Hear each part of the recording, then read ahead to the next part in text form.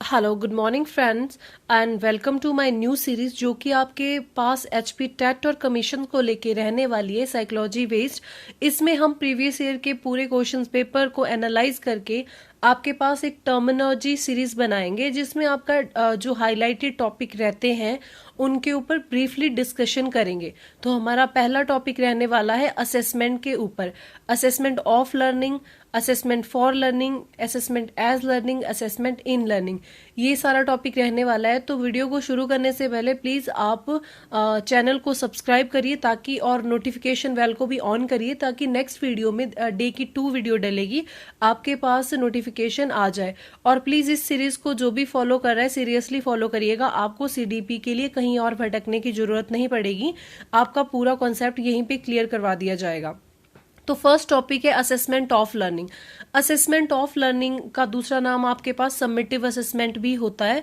Summative assessment का मतलब होता है जो कि आपके एग्जाम होते हैं, जैसे ईयरली आपके एग्जाम होते हैं, स्कूल कॉलेजेस में जो भी एग्जाम हो रहे हैं उनको समेटिव असेसमेंट बोलते हैं। इनको पेपर पेंसिल असेसमेंट भी बोला जाता है। जैसे आप पेपर पे लिख रहे हो, पेन से लिख रहे हो, तो आप क्या करते हो, अपना पेपर सबमिट करवाते हो टीचर के पास, तो उसको समेटिव असेसमेंट भी बोला जाता है।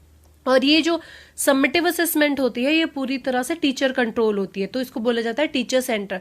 इसमें स्टूडेंट का कोई रोल नहीं रहता है। स्टूडेंट का रोल ऐसे ही नहीं रहता है कि ये सिर्फ टीचर के द्वारा ही कंट्रोल की जाती है। टीचर इंस्ट्रक्शन देगा और आपको वो इंस्ट्रक्शन फॉलो करनी पड़ेगी, ठीक है। तो इसका जो भी एग्जाम्पल है, इसके फाइनल जजमेंट देना, जो भी आपके एग्जाम होते हैं मंथली ईयरली जो भी एग्जाम होते हैं वो सारे समेटिव असेसमेंट में आते हैं और असेसमेंट ऑफ लर्निंग इसका दूसरा नाम है। The second assessment is assessment for learning. ये बहुत ही आसान हो जाता है, वैसे मुझे ये ऊपर लिखना चाहिए था असेसमेंट फॉर लर्निंग। फॉर से आप आगे जोड़ लेना फॉर्मेटिव। फॉर्मेटिव असेसमेंट, फॉर्मेटिव का मतलब होता है जो ड्यूरिंग, जैसे मैं क्लास में कोई लेक्चर पढ़ा रही हूँ और जैसे लाइव सेशन चल रहा है और आप उसमें मैं कुछ पढ़ा रही हूँ और आप मेरे से इंटरेक्ट भी कर रहे हो कि अच्छा इसका एग्जांपल ये होगा या कुछ भी क्वेश्चन पुट कर रहे हो, तो ये हो जाता है फॉर्मेटिव असेसमेंट। मतलब ड्यूरिंग जब आप कोई टॉपिक पढ़ा रहे हो, बच्चों को समझा रहे हो, तो उसी दौरान आप क्वेश्चन पूछते हो कि क्या बच्चों को समझ आ रहा है कि नहीं आ रहा है, जहाँ पे इंटरेक्शन इन्वॉल्व रहती है उसको बोलते हैं फॉर्मेटिव असेसमेंट। और उसको ध्यान याद कैसे रखना है, फॉर फॉर्मेटिव। तो असेसमेंट फॉर लर्निंग भी वही हुआ और फॉर्मेटिव असेसमेंट भी वही हुआ। उसमें टीचर और स्टूडेंट का बराबर रोल रहता है। ऐसा नहीं है कि पूरी की पूरी जो टीचिंग है वो टीचर के द्वारा कंट्रोल की जाती है। टीचर बच्चों को भी सुनेगा और अपनी बात भी कहेगा। तो ये होता है असेसमेंट फॉर लर्निंग। नेक्स्ट होता है assessment as learning. Assessment as learning, देखिए असेसमेंट और लर्निंग दोनों एक ही टर्म है। असेसमेंट लर्निंग में अपने आप ही असेसमेंट इंक्लूड हो जाता है। असेसमेंट एज लर्निंग का मतलब होता है सेल्फ और प्री असेसमेंट। असेसमेंट का मतलब सेल्फ असेसमेंट का मतलब होता है जैसे कि आप कोई टॉपिक पढ़ रहे हो, ठीक है, या फिर आपने जैसे हम छोटे बच्चों को सम टाइम कर देते हैं कि कोई भी हिंदी का पैराग्राफ लिखा तो हम बोलते हैं कि अच्छा अपनी नोटबुक ओपन करो और अपनी गलतियां देखो, फिर वो उनको सर्कल करो। अपनी गलतियों को सर्कल करते हैं और देखते हैं कि मैंने ये गलती की, इसकी स्पेलिंग्स ऐसे नहीं ऐसे होनी चाहिए थी। तो ये होता है सेल्फ असेसमेंट। या सम टाइम हम क्रॉस चेक करवाते हैं, जैसे कोई एक स्टूडेंट है, उसकी कॉपी उसका दोस्त देख रहा है और दोस्त की कॉपी वो खुद देख रहा है, ठीक है, तो इसको बोलते हैं असेसमेंट एज लर्निंग, जिसको बोलते हैं सेल्फ असेसमेंट और प्री असेसमेंट। यहाँ पे क्वेश्चन आता है ये सेल्फ असेसमेंट क्या होता है, for learning, assessment for learning, assessment as learning, assessment in learning या असेसमेंट ऑफ लर्निंग। तो जहां भी असेसमेंट एज लर्निंग होगा वो की सेल्फ असेसमेंट होगा। नेक्स्ट आता है assessment in learning.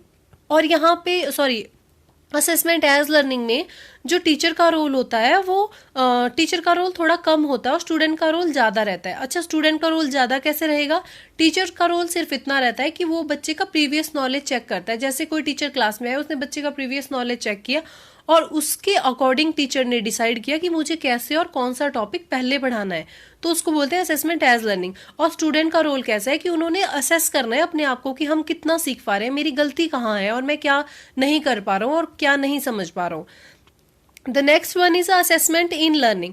Assessment in learning का मतलब होता है, देखो असेसमेंट इन लर्निंग समझने से पहले हमको ये समझना जरूरी है कि जो असेसमेंट और लर्निंग है वो दोनों जुड़ी हुई टर्म है, दोनों अलग नहीं है। अगर लर्निंग है तो असेसमेंट हो रही है, अगर असेसमेंट हो रही है तो ऑब्वियसली लर्निंग है, तभी तो असेसमेंट हो रही है। तो हमें ये भी क्वेश्चन आता है कि असेसमेंट और लर्निंग इंटर रिलेटेड टर्म है।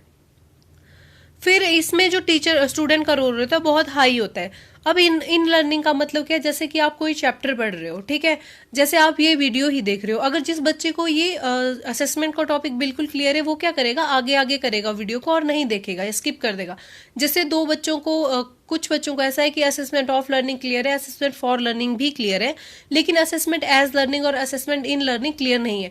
तो वो फॉर्मेटिव का जब मैं समझाने लगूंगी वो स्किप कर देंगे और फॉर का भी स्किप कर देंगे, सिर्फ और सिर्फ देखेंगे जहां पे उनको समझ नहीं आ रहा है एज लर्निंग और इन लर्निंग का।